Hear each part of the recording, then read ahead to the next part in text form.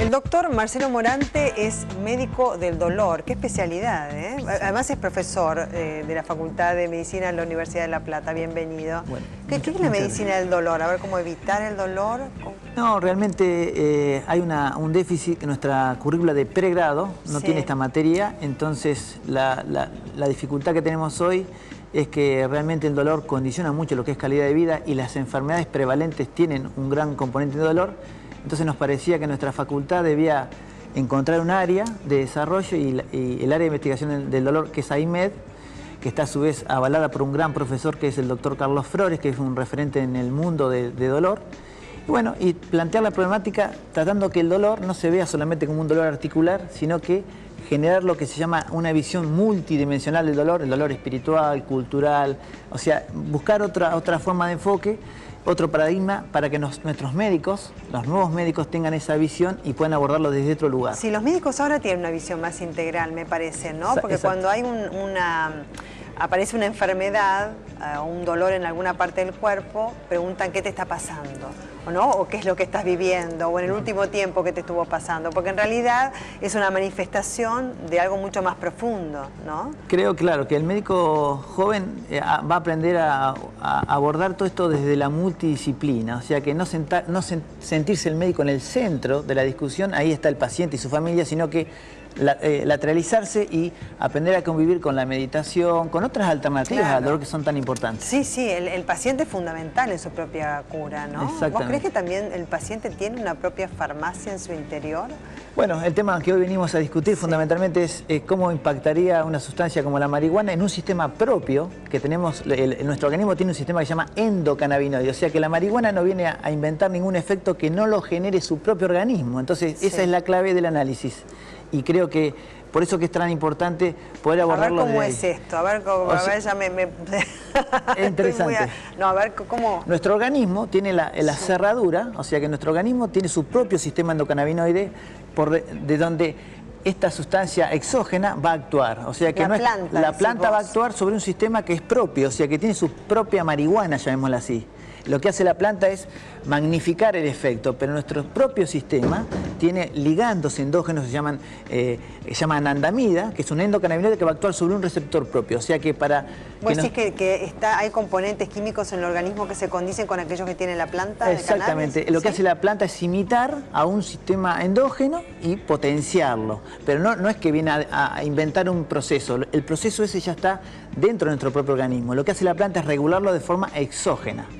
Entonces creemos nosotros desde el punto de vista médico que es una buena oportunidad descubrir bien cómo funciona este sistema propio, endocannabinoides, que eso fue muy interesante desarrollado a partir de la década del 90 con unos investigadores israelíes, que Meshulam es una persona muy reconocida en el mundo por ese descubrimiento, por haber armado ese rompecabezas, y hoy tenemos mucha información para que de forma exógena podamos manipular este sistema e ir sobre, por ejemplo, lo que es dolor, lo que es humor, lo que es sueño y lo que es apetito. O sea, hoy es, para mí, una gran estrategia para analizar. Pero bueno, venimos de una droga prohibida, de un cierto prejuicio, entonces separar las aguas de lo que ha pasado con esta droga y el uso recreativo, de lo que nosotros planteamos desde nuestra facultad. ¿Cómo es desde el punto de vista medicinal, de acuerdo con la investigación de ustedes? Y desde el punto de vista medicinal, esta década del 90 tan rica en ese punto, al haber encontrado los receptores y los ligandos, lo que fue haciendo es, inicialmente la empresa farmacéutica trató de imitar el THC, un sintético, una de las formas, y logró un efecto parcial. O sea, logró llegar a esos receptores, pero no logró un gran efecto. Siguieron avanzando y después encontraron que la planta en sus extractos tenía más constituyentes, o sea que esa forma tan pura de medicina no logró el efecto, y sí la planta en general. Entonces, cuando yo llego a Canadá y veo los comprimidos, bueno, es medicina tradicional, aerosoles es medicina tradicional, todo de cannabis, ¿no? Pero la forma herbaria, que era un frasquito con 5 gramos que le daban al paciente para que él en su casa lo pusiera en un vaporizador, pusiera la temperatura adecuada y lo inhalara con una cámara, eso sí me llamó la atención, y la forma que impactaba en el dolor. En segundos el paciente me manifestaba el alivio del dolor. Y pero eso porque por ahí se va, qué sé yo, se evade, como pasa con la droga. No, se evade, entonces claro, ¿qué van a sentir dolor si está en otro mundo? Bueno, pero eso sería un efecto psicoactivo, o sea, uno medía eso, si el paciente, eso lo veíamos como con cierta toxicidad nosotros. Pero bueno, te doy el ejemplo, si yo tuviera un dolor y vos me haces ir de ese dolor, no si yo tengo un dolor, seguro que no uso esto. Bueno, pero bueno, no con la planta exactamente, de cannabis. pero bueno, habría que analizar, pero bueno, ahí estaríamos entrando en el prejuicio. Un paciente, esta medicación no viene a desplazar la medicación tradicional, o sea que nosotros tenemos muy claro que para la medicina hoy del dolor tenemos los derivados morfínicos muy potentes. Sí. Pero ¿qué nos pasa cuando tenemos enfermedades crónicas y esos derivados morfínicos los tenemos que usar por mucho tiempo? Se nos empieza a acercar la toxicidad de estos fármacos. Y la adicción. Y la adicción. Bueno, entonces, ¿y en el caso de la planta de cannabis no genera adicción pero también? No, exactamente. Sería mucho menos adictiva. Entonces, pero sería mucho menos adictiva, no quiere decir que no sería adictiva. No, por eso. Por eso o sea, es adictiva, pero menos. Decimos. Exactamente. Ahí viene lo que nosotros, planteémonos esto. Si la medicina canábica vendría a desplazar a la morfina, yo diría que no es una buena estrategia.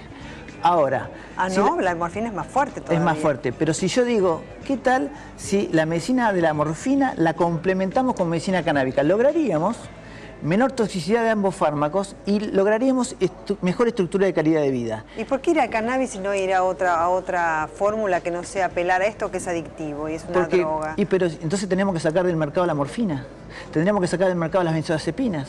Muchas de las drogas que nosotros usamos actualmente son altamente adictivas.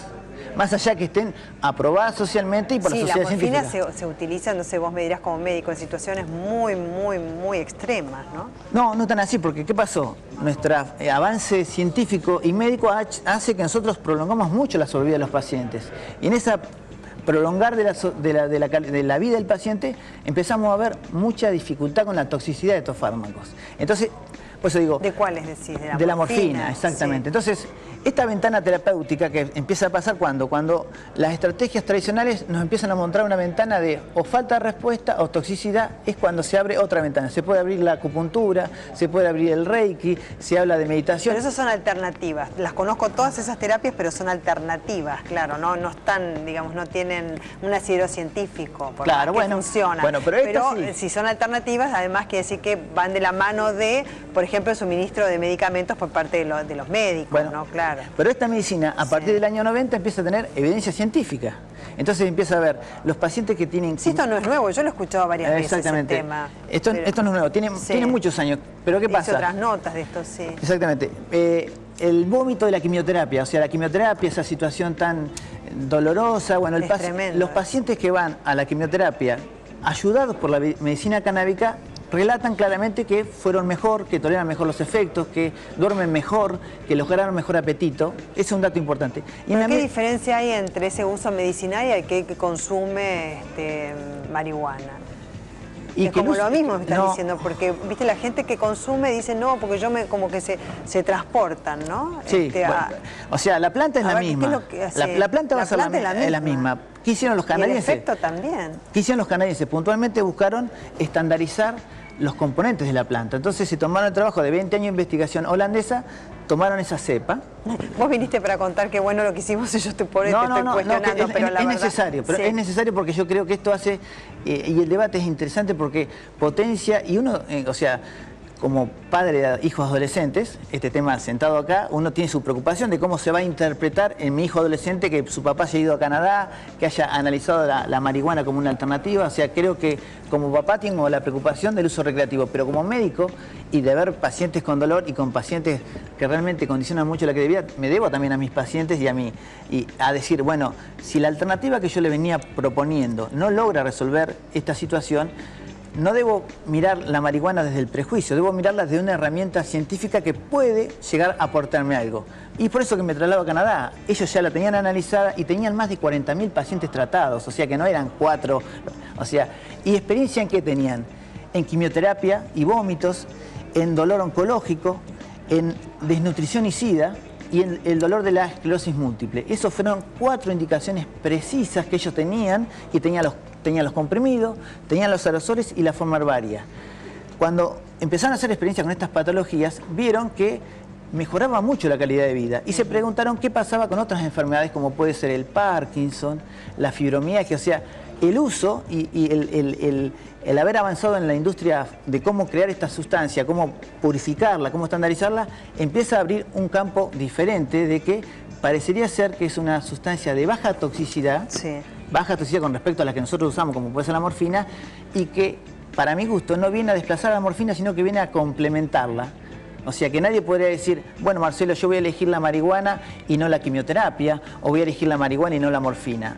El doctor Morante siempre le recomienda que esta situación no está planteada así, o sea, está planteada como una medicina complementaria de baja toxicidad. Ahora, dicho en una sociedad que ha estado bajo políticas de prohibicionismo, suena muy fuerte esta historia, y por eso yo creo que la facultad... O que pretende que no haya adicciones, ¿no es cierto? Porque esa persona, una vez que deja de consumirlo, suponte que lo hace para aliviar el dolor, ¿no? Sí.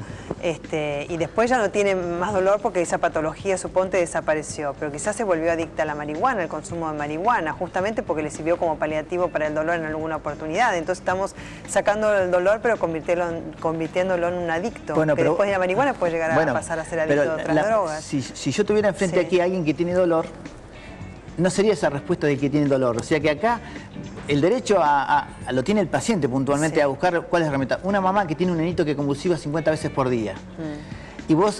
Y con la marihuana logras que desciendan las convulsiones. Vos le dirías a la mamá, y bueno, pero no sea cosa que tu hija se vuelva adicta después de que ella tiene 50 convulsiones por día. Claro, pero digo, ¿no hay otra alternativa que contemple la medicina del dolor que no sea solamente Bueno, y que esta alternativa aparece cuando las alternativas tradicionales han fracasado. Claro. Si no, no hubiese aparecido. Bueno, muchísimas gracias. Por favor, un bueno, gusto. estamos acá en pleno debate.